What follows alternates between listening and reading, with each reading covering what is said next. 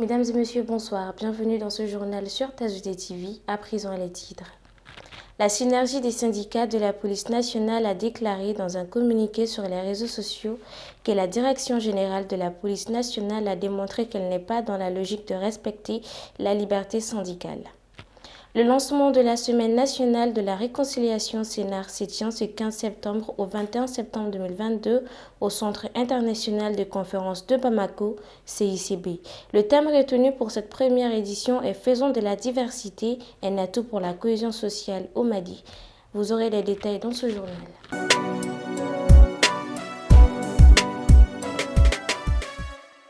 Mesdames et messieurs, bonsoir. Comme annoncé dans les titres, la synergie des syndicats des polices nationales a déclaré ce mardi 13 septembre 2022 un communiqué sur les sites. Il affirme que la police ne serait pas mentionnée à la suite de l'adoption de certains décrets et statuts fonctionnaires de l'État afin d'être au même niveau de traitement salarial que les fonctionnaires de l'État recrutés avec le même niveau académique. Commentaire Valérien Daco. La synergie des syndicats de la police nationale a déclaré dans un communiqué lu sur les réseaux sociaux que la direction générale de la police nationale a démontré qu'elle n'est pas dans la logique de respecter la liberté syndicale parce qu'elle serait en train de tout mettre en œuvre pour saboter l'Assemblée générale d'information de la synergie sur la grille unifiée prévue ce mardi 13 septembre. Je cite, « Si l'idéal de la grille unifiée était de rétablir la justice et l'équité entre les agents d'un même État, la police s'est vue fortement brimée avec l'adoption de ce décret qui, dans son esprit, devrait mettre au même niveau de traitement salarial les fonctionnaires de l'État recrutés avec le même niveau académique. Ainsi, durant une année après l'adoption du décret, la synergie a promu les voies diplomatique et pacifique compte tenu de la situation sociopolitique du pays pour réclamer une grille à l'instar des autres corporations. La synergie des syndicats usera des voies et moyens légaux pour l'obtention de la satisfaction de ces revendications légitimes et exhorte les plus hautes autorités à tout mettre en œuvre pour corriger cette injustice sociale le plus tôt possible, qui depuis pendant pas mal de temps meurtrit en leurs armes les policiers de Djiboli à Ménaka. La synergie des syndicats remercie l'ensemble des policiers pour leur patience, leur sens d'écoute, des responsabilités, des patriotisme et les invite à mobiliser pour les actions syndicales futures. Félicitations. Dans la nuit du mardi 13 au mercredi 14 septembre 2022, aux environs de 22h, est survenue une attaque au poste de contrôle de Dialabougou, route d'Ebla. Le bilan fait état de 2 blessés, un véhicule et 2 motos calcinées. Commentaire Valérien Daco. Région de Ségou, commune rurale de Pelégana. Après l'attaque du poste de contrôle de Dialabougou, route d'Ebla, dans la nuit du mardi 13 au mercredi 14 septembre 2022, aux environs de 22h, les autorités politiques et administratives de la 4e région sont sur place ce mercredi 14 septembre pour s'enquérir de la situation. Le bilan fait état de 2 blessés, un véhicule et 2 motos calcinées. Les autorités ont achevé leur visite à l'hôpital pour s'enquérir des nouvelles des blessés et demandent à la population de redoubler d'efforts de vigilance afin de venir à bout de ces attaques. Prompt rétablissement aux blessés. Ce jeudi 15 septembre 2022 s'est tenue au Centre international de conférences de Bamako, CICB, la première édition de la Semaine nationale de la réconciliation.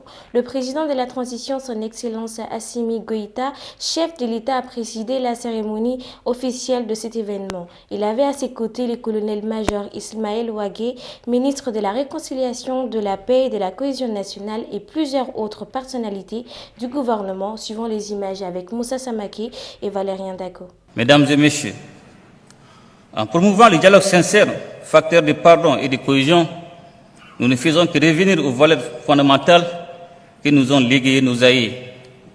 Les différentes initiatives jusqu'à ce jour prises par les autorités de la transition s'inscrivent dans la droite ligne de la préservation des fondements même de notre nation, mise à rude épreuve par les réalités du moment. En organisant cette semaine nationale de la réconciliation, le ministre de la Réconciliation, de la Paix et de la Cohésion nationale donne un écho favorable à une sage volonté du peuple malien dont la finalité est de trouver des solutions endogènes aux problèmes nationaux. Mesdames et messieurs, à présent placés à la page. Guerre en Ukraine en direct. L'ONU veut envoyer une équipe à Izium pour enquêter sur les allégations des charniers. Une fosse commune a été découverte à Izium, une ville près de Kharkiv, récemment reconquise par les forces ukrainiennes, a annoncé le président Zelensky. Vladimir Poutine a rencontré son homologue chinois Xi Jinping en Ouzbékistan. L'occasion pour le dirigeant russe critiqué à Moscou de réaffirmer les liens entre la Russie et la Chine. La présidente de la Commission européenne, Ursula von der Leyen, a indiqué qu'elle souhaite que Vladimir Poutine perde cette guerre et réponde de ses actes, espérant le voir traduit en justice. Italie, 7 morts dans de violentes intempéries dans la province d'Ancône. Il est tombé en 2 heures l'équivalent de 6 mois de pluie. Un véritable déluge après un été caniculaire marqué par la sécheresse. Le centre de l'Italie a été frappé dans la nuit de jeudi à vendredi par de violentes intempéries inondant les rues et les habitations. Au moins 7 personnes ont trouvé la mort dans ces événements climatiques extrêmes qui rappellent les inondations au Pakistan, a indiqué la protection civile. Nous avons, selon la préfecture locale, un bilan provisoire de 7 morts. Le 7e corps vient d'être retrouvé, a déclaré la porte-parole Fabrizio Curcio, chef de la protection civile italienne, confirmant une information des médias italiens. 3 autres personnes sont également portées disparues, dont un enfant de 6 ans qui se trouvait avec sa mère dans la voiture. Cette dernière a été sauvée par les pompiers, mais la force du courant de l'eau a emporté son enfant, selon l'agence AGI. La région la plus touchée est la province d'Ancône, un port au bord de la mer Adriatique. Les intempéries ont également frappé la région voisine, l'Ombrie. Dans la province d'Ancône, de nombreuses zones se sont trouvées sans électricité et sans ligne téléphonique et les écoles seront fermées vendredi dans les localités les plus touchées. Selon le courriel de la Sera, environ 400 mm de pluie sont tombés jeudi soir en 2 heures, une quantité qui tombe normalement en 6 mois dans cette zone. Sénégal, Mimi Touré accuse l'entourage de Macky Sall de vouloir la neutraliser physiquement. Depuis l'élection du nouveau président de l'Assemblée nationale, Amadou Mame Diop, en début de semaine, l'ancienne première ministre Aminata Touré est au cœur de la tourmente qui agite le Sénégal. Dans un courrier adressé le 15 septembre au chef de l'État, elle affirme avoir fait l'objet d'actions de neutralisation physique. Aminata Touré n'a pas sa langue dans sa poche. Le président Macky Sall le sait bien, lui qui avait propulsé cette alliée de la première ère aux plus hautes fonctions de l'État au cours de son premier mandat. Ministre de la Justice, primature, Conseil économique, social et environnemental, avant de la écarter sèchement, puis de la réintroduire dans son premier cercle à l'occasion des récentes législatives, lors desquelles elle fut la tête de liste nationale de Benno Bokk Yakaar majorité.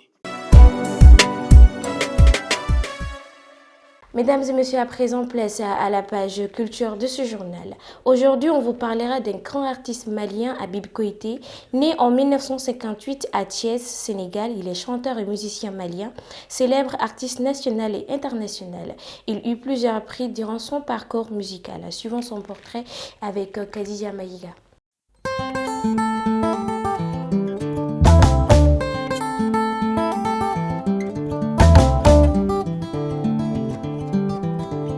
Habib Koité, né en 1958 à Thiès, à Sénégal, est un chanteur et musicien malien. Habib Koité grandit au milieu des griots, puis rentre à l'Institut national des arts de Bamako grâce au soutien de son oncle. 4 ans plus tard, il y devient professeur avec des amis d'enfance. Il fonde le groupe Bamada. Son premier prix au festival Voxpol lui permet d'enregistrer Cigarette à Bana, la cigarette est finie. Un année, l'hirondelle RFI lui décerne le prix Média à Dami. En 1993, il est le lauréat du prix découverte à RFI. Les chansons Dendenwo et Ikabara de l'album Moussoko sont intégrées à Windows Vista. Le guitariste malien Habib Koité mêle les rythmes traditionnels du Mali à des sonorités plus folk. Au Cube 521, il présentera son 6e album Tarifa, le son du Mali, de ses traditions musicales riches et diversifiées, et de ses instruments ngoni, flûte, kora, dundun, imprégnant les 12 titres qui composent ce super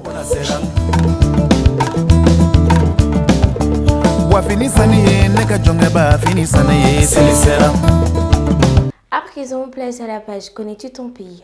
La Mauritanie, en forme longue, la République islamique de Mauritanie est un État d'Afrique du Nord-Ouest. Elle fait partie de l'Union africaine, de la Ligue arabe, de l'Union du Maghreb arabe, de l'Organisation de la coopération islamique et de l'Organisation pour la mise en valeur du fleuve Sénégal, OMVS, en plus d'être membre de l'Organisation internationale de la francophonie, OIF. Sa capitale et sa plus grande ville est Nouakchott. Les autres villes principales sont Nouadhibou, Kifa, Kaïdi, Zuriat et Rosso.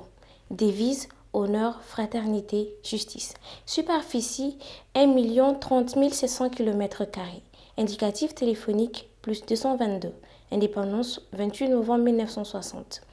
Population, 405 475 habitants en 2020. Densité, 4 habitants par km². Monnaie, Oguia. Drapeau adoption 15 août 2017. Élément 2 bandes rouges horizontales encadrant un champ vert orné d'un croissant pointé vers le haut et d'une étoile dorée. La plupart de la surface du pays se trouve dans le Sahara. Elle possède une côte d'environ 800 km ouverte sur l'océan Atlantique, s'étirant de Ndiago au sud jusqu'à Nouakchott. La plupart de la surface du pays se trouve dans le Sahara. Elle possède une côte d'environ 800 km ouverte sur l'océan Atlantique, s'étirant de Ndiago au sud jusqu'à Nouadhibou au nord.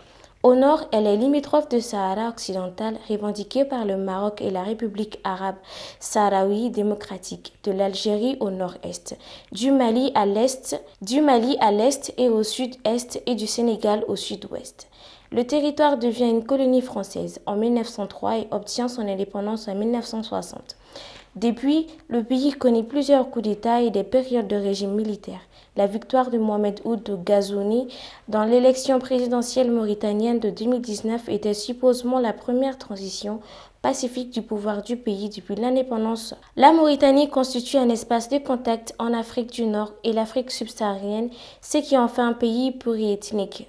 Elle est majoritairement peuplée d'une communauté arabe et berbère dans laquelle se distinguent deux groupes, les Maures arabo-berbères dites Maures blancs ou Beïdanes, qui représentent 40%, et les Aratins dites Maures noirs, anciens esclaves arabophones d'origine bafour qui seraient 30% de la population, et d'un ensemble noir africain composé de plusieurs ethnies originaires des régions du sud de la Mauritanie, telles que les Peuls Soninké, Wolof et Bambara, qui représentaient 30% de la population. L'arabe est la langue officielle et le français y est aussi beaucoup utilisé. L'islam est la religion officielle et presque 100% de la population est de confession musulmane sunniste. Mesdames et messieurs, c'était tout pour ce journal. Merci de l'avoir suivi. À la prochaine. D'ici là, bonne suite de programmes sur TASUD TV, la télé autrement.